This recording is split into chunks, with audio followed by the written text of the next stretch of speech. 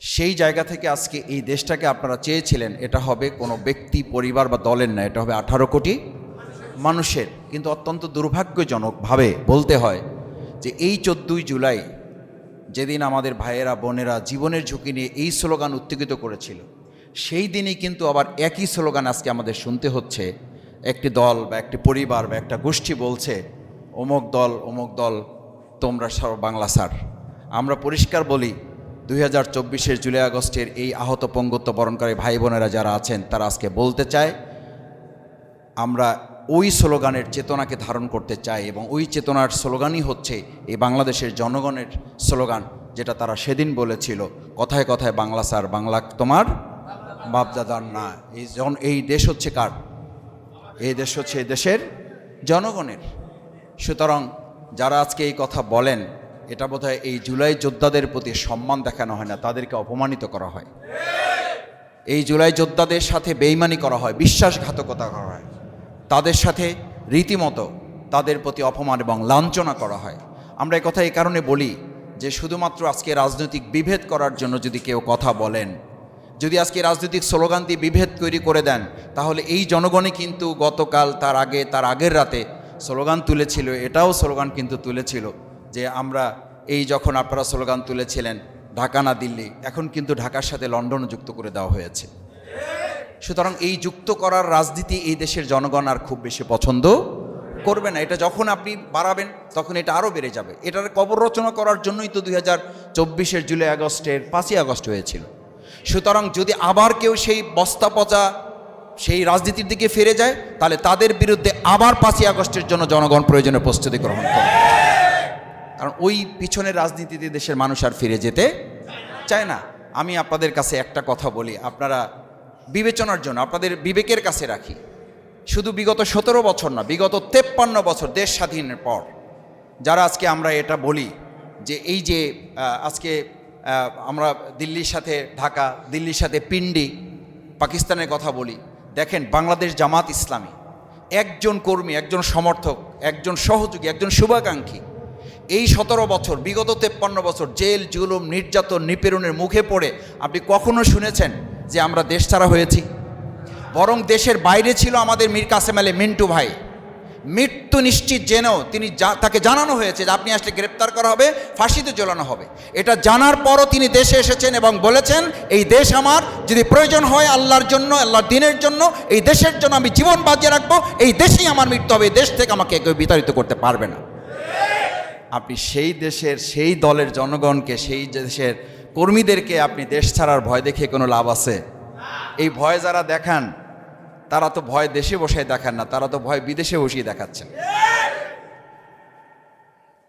আমরা এই কথাগুলো আলোচনা এজন্য নিয়ে আসছি যে আজকে আমাদের এই জুলাই যোদ্ধাদের প্রেরণাটা ছিল, চেতনাটা ছিল, জুলাই আগস্টের চেতনাটা ছিল আমরা ঐক্যবদ্ধভাবে দেশটাকে করব। তাহলে বিভেদের রাজনীতিতে আমরা কেন জড়াচ্ছি? কেন বিভেদের রাজনীতিতে আমরা নিজেদেরকে বারবার ঠেলে দিচ্ছি? আমি আপনাদের কাছে শুধু অনুরোধ করতে চাই, সম্মানিত ভাই এবং বোনেরা, এখানে যারা এসছেন, কবি কাজী নজরুল ইসলাম এক আল্লাহ জিন্দাবাদ একটা চমৎকার কবিতা এই জাতির জন্য লিখে দিয়ে গিয়েছিলেন।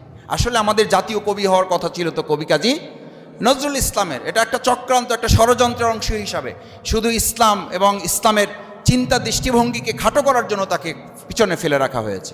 তিনি খুব চমৎকার করে বলেছিলেন, উহারা প্রচার করুক হিংসা বিদ্বেষার নিন্দাবাদ, আমরা বলিব সাম্য শান্তি এক আল্লাহ জিন্দাবাদ। আবার বলেন, আমরা বলিব সাম্য শান্তি এক আল্লাহ জিন্দাবাদ। ওরা যতই হিংসা বিদ্বেষ প্রচার করুক, আমরা হিংসা বিদ্বেষে পা দেব না। তারা আমাদের বিরুদ্ধে অপপ্রচার চালাবে। বিগত 17 বছর অপপ্রচার চালানোর জন্য সজীবদের জয় মহোদয় 2.5 লক্ষ কর্মী বাহিনী তৈরি করেছিল। 2.5 লক্ষকে এই ইন্টারনেটে তাদেরকে চাকরি দিয়েছিল। চাকরি দিয়ে 2.5 লক্ষ দিয়ে জামাত ইসলামী ছাত্র শিবিরকে মোকাবেলা করা যায় নাই। আজকে যারা সাইবার ফোর্স দিয়ে আমাদেরকে মোকাবেলা করার জন্য ঘোষণা দেন, ভালো করে মনে রাখেন, ওই 2.5 লক্ষের ব্যাপারে এই দেশের 18 কোটি জনগণ প্রত্যেকে তার জায়গায় থেকে ভূমিকা পালন করে তাদেরকে যেমন মোকাবেলা করেছে, আজকে এই জনগণের বিরুদ্ধে কেউ সাইবার ফোর্স তৈরি করে গুজব বাহিনী তৈরি করলে তাদেরকেও মোকাবেলা করা হবে। আমরা শুধু এতটুকু বলবো, এই অপপ্রচার, উহারা চাওক সংকীর্ণতা, ডোবার ক্ষোভ, পায়রার ক্লেদ, আমরা বলিব এই দুনিয়াটা আমাদের এখানে আলোকিত একটা বাংলাদেশ আমরা তৈরি করব, সুন্দর একটা সমাজ আমরা বিনির্মাণ করব। আসুন সেই সুন্দর সমাজ বিনির্মাণে আমরা যেন ভূমিকা পালন করতে পারি। এবং আপনারা যে আহ্বান আজকে এখানে জানিয়েছেন যে আপনাদের বিচার, আপনাদের সংস্কার এবং সুন্দর একটা বাংলাদেশ বিনির্মাণের জন্য একটা সুষ্ঠু, অবাধ, নিরপেক্ষ, অংশগ্রহণমূলক নির্বাচনের পরিবেশ যাতে তৈরি হয়। আমার ভোট আমি দেব, যাকে খুশি তাকে দেব, সৎ, দক্ষ, যোগ্য দেখে দেব ইনশাআল্লাহ। সেরকম একটা পরিবেশ নিশ্চিত করে বাংলাদেশ জামাত ইসলামী আপনাদের কথার সাথে একমত হয়ে আজকে ঘোষণা করছে বিচার এবং সংস্কার, তারপরেই নির্বাচন। এখন আমরা যেমন বলি, এখন জনগণের কেউ একটা অংশ যেমন স্লোগান দিচ্ছে এই মুহূর্তে দরকার নির্বাচিত সরকার। আর আমরা আজকে এখানে আমাদের জুলাই যোদ্ধা আহত ভাই বোনদের সামনে রেখে স্লোগান দিতে চাই এই মুহূর্তে দরকার বিচার এবং এই মুহূর্তে দরকার। আসুন সেই বিচার এবং সংস্কারের চূড়ান্ত রূপ গিয়েই আমরা একটা সুন্দর নির্বাচনের মাধ্যমে জনগণের ভোটের অধিকার আমরা নিশ্চিত করব। আসসালামু আলাইকুম রহমতুল্লাহ।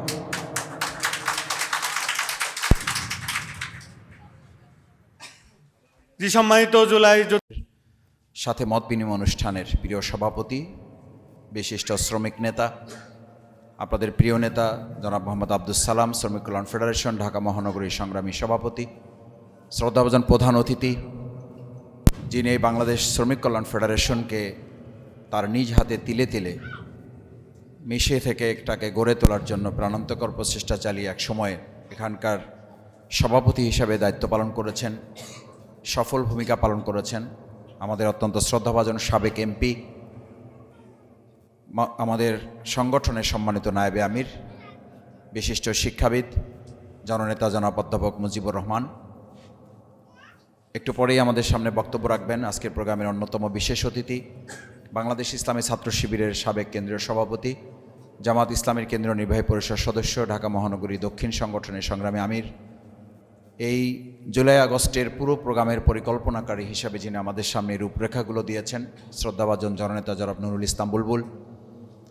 আজকের এই প্রোগ্রামের মূলত আকর্ষণ যারা আপনারা, সে সমস্ত হাত হারানো, পা হারানো, চোখ হারানো, পঙ্গুত্ব বরণকারী, জীবন বাজি রেখে যারা লড়াই করেছেন, ঘাম দিয়েছেন, রক্ত দিয়েছেন, জীবন বাজি রেখে যে সমস্ত ভাই এবং বোনেরা ভূমিকা পালন করেছেন, সে সমস্ত স্বাধীনতা যোদ্ধা ভাই এবং বোনেরা, সুধীমণ্ডলী, আসসালামু আলাইকুম রহমতুল্লাহি ওয়া বারাকাতুহু। বিশেষ অতিথি এবং প্রধান অতিথি কথা বলবেন। রাত হয়েছে, আমাদের ছোট বাচ্চারা আসছে, সন্তানেরা আসছে, আমাদের মায়েরা আছেন, আমাদের খালারা আছেন, আমাদের চাচিরা এসছেন, আমাদের ভাইয়েরা আহত অবস্থায় অনেকে এখানে আছেন। আমরা রাত করলে তাদের আসলে কষ্ট বাড়বে, না হলে আপনাদের আরও অনেকের কথা যদি শোনা যেত। আমরা বারবার বলছি আপনাদের কথা আমরা শুনতে থাকব, কারণ আপনাদের কথা যত বেশি শোনা যাবে তত এই দেশ কল্যাণ এবং মঙ্গলের দিকে আগাবে। আপনাদেরকে যত সম্মান করা যাবে তত এই বাংলাদেশ সম্মানিত হবে। আপনাদেরকে যত বেশি মর্যাদা দেওয়া যাবে এই বাংলাদেশ পৃথিবীর মানচিত্রে তত বেশি মর্যাদাবান হবে।